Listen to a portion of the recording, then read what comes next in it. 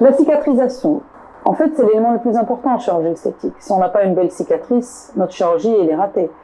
Qu'est-ce qui fait que la cicatrice, elle est belle? Elle est belle en premier parce que notre corps, il est capable de fabriquer une cicatrice de bonne qualité.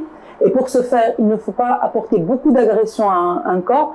Si vous demandez une multichirurgie, c'est-à-dire que vous allez faire une chirurgie du visage, associée à une chirurgie mammaire, associée à une liposuction, associée à une chirurgie du ventre ou des fesses. On va se retrouver dans un corps où il est obligé d'aller affronter plusieurs fronts en même temps.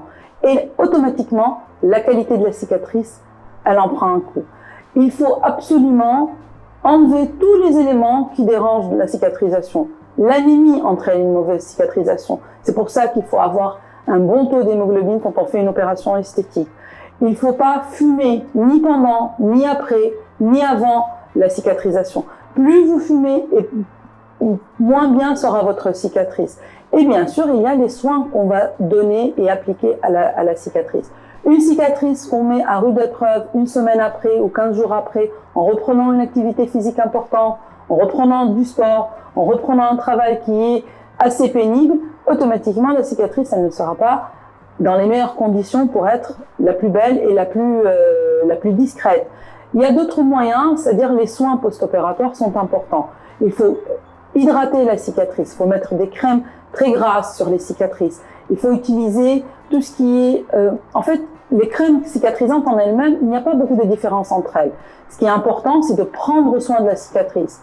Une fois la phase croûteuse est partie, en moyenne, ça dépend des opérations. Pour tout ce qui est visage, c'est généralement 10 jours. Pour tout ce qui est sein, c'est à peu près 3 semaines. Pour tout ce qui est ventre, c'est à peu près entre 5 et 6 semaines, vraiment pour que les croûtes partent complètement et que la cicatrice devient sans croûte, à peine rosée ou rouge.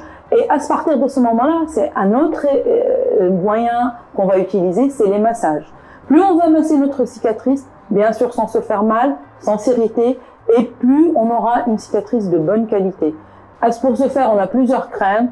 Sincèrement, moi, ce que je conseille, c'est d'aller voir son pharmacien et de demander conseil, parce que les laboratoires usent et surusent de leur capacité de trouver de nouvelles marques et de nouvelles compositions. Donc, il n'y a pas vraiment une crème clé. Il y a le soin qu'on apporte à la cicatrice et il y a un élément très important que les gens ne prennent pas en compte, c'est le soleil. Plus vous allez exposer votre cicatrice précocement au soleil, et plus vous aurez une cicatrice de mauvaise qualité. En fait, la cicatrice, c'est de la peau qui n'a plus la capacité de rendre le soleil. Vous allez l'exposer au soleil, elle va emmagasiner cette coloration, elle n'aura plus la possibilité de la rendre. Donc, en moyenne, moi, je déconseille une exposition au soleil, c'est-à-dire vraiment faire le lézard pendant une année en post-opératoire.